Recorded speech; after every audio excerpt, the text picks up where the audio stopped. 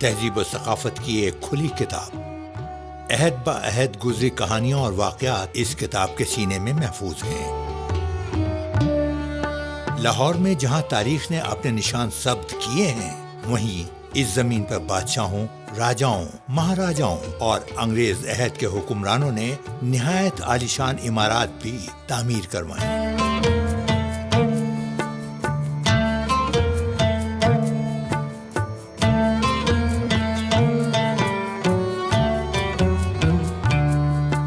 ان عمارات میں نمایاں عبادت گاہیں اپنے اپنے زمانوں کے جاہ و جلال کی امین ہیں.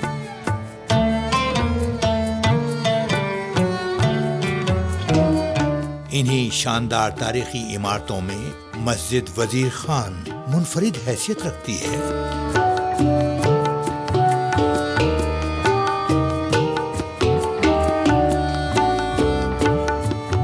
پائیداری اور رنگا رنگ نقش و نگار کے باعث ماہرین فن تعمیر اس مسجد کو ایک خاص درجہ دیتے ہیں.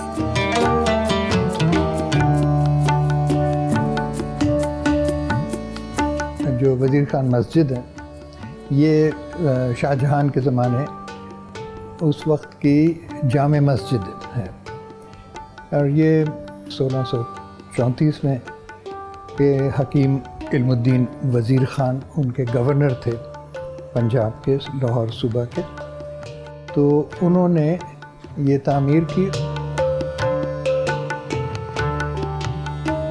وزیر خان کی تعمیر میں بنیادی طور پہ تو اینٹ ہے، اور اینٹ کی چنائی چونے میں ہے، اور پھر اس کی آرائش کے لیے باہر کی طرف زیادہ تر کاشی کاری ہے. فن تعمیر کی تاریخ کے لحاظ سے اگر اس کو دیکھا جائے تو پہلی چیز جو سمجھنے کی ہے کہ لاہور کے فن تعمیر میں دو قسم کے عمارتیں پائی جاتی ہیں اس زمانے میں، مغلیہ دور میں.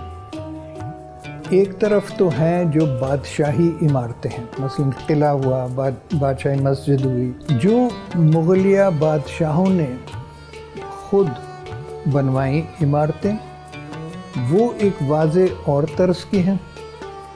اور اس کے ساتھ ساتھ لاہور کا ایک اپنا طرز تعمیر چل رہا تھا، اور اس کی مثالیں مثلا وزیر خان تو سب سے نمایاں ہے، چوبرجی ہے، گلابی باغ، دائی انگھر کی مسجد ہے، بہت ساری یہ عمارتیں.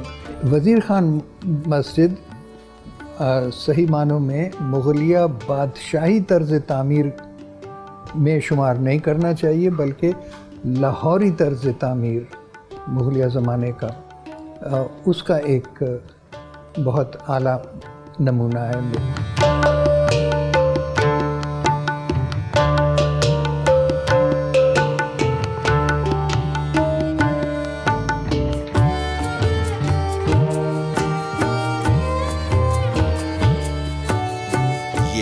عالی شان مسجد ہندی ایرانی طرز تعمیر کا بہترین نمونہ ہونے کی بنا پر دنیا بھر میں لاہور کی پہچان بن چکی ہے.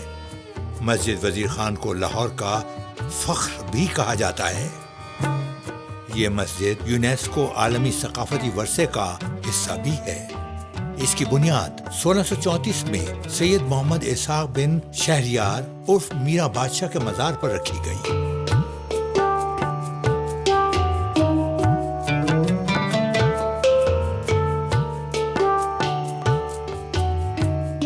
مسجد کی کرسی سطح زمین سے کافی بلند ہے. اوپر چڑھنے کو سیڑھیاں بنی ہیں. دیوڑی ڈاٹ دار چھت کے نیچے ہے.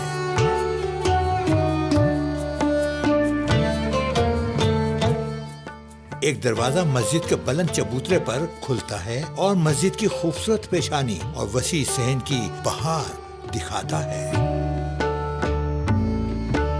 اندر اور باہر تمام دیواروں پر کاشی کاری اور نقاشی کی گئی ہے. بیرونی دیواروں اور ڈیوڑی پر نقش و نگار اگرچہ کچھ ماند پڑ گئے ہیں، لیکن ان سے یہ بات پتہ چلتی ہے کہ یہ بہترین قلم کاری اور نقوش سے مزین ہوں گے. بہت سے کتبے مختلف رنگوں کی روغنی ٹائلوں کو خاص شکل اور ترکیب سے جوڑ کر بنائے گئے ہیں۔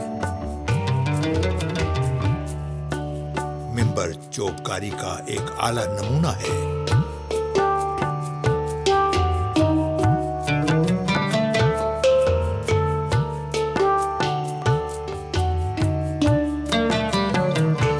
یہ ممبر لارڈ کرزن نے اپنے دورہ لاہور کی یادگار کے طور پر مسجد کو عطیہ کیا تھا۔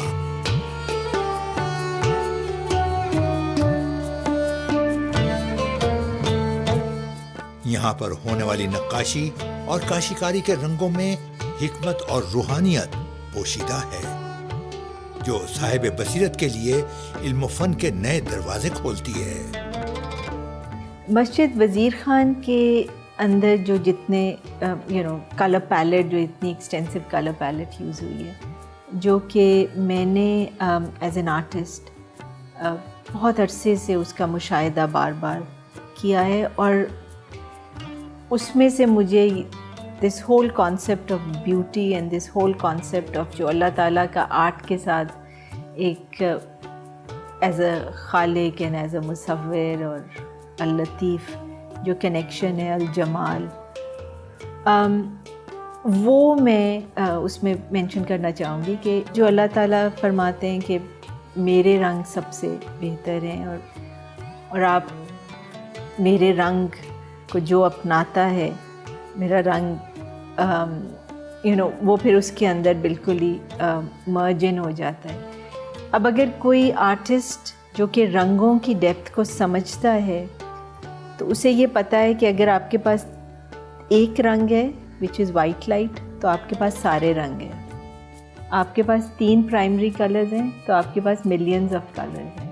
وہاں پہ آپ دیکھیں تو کلرز، پیٹرنز، ویدر جیومیٹرک ہیں یا عربسک ہیں،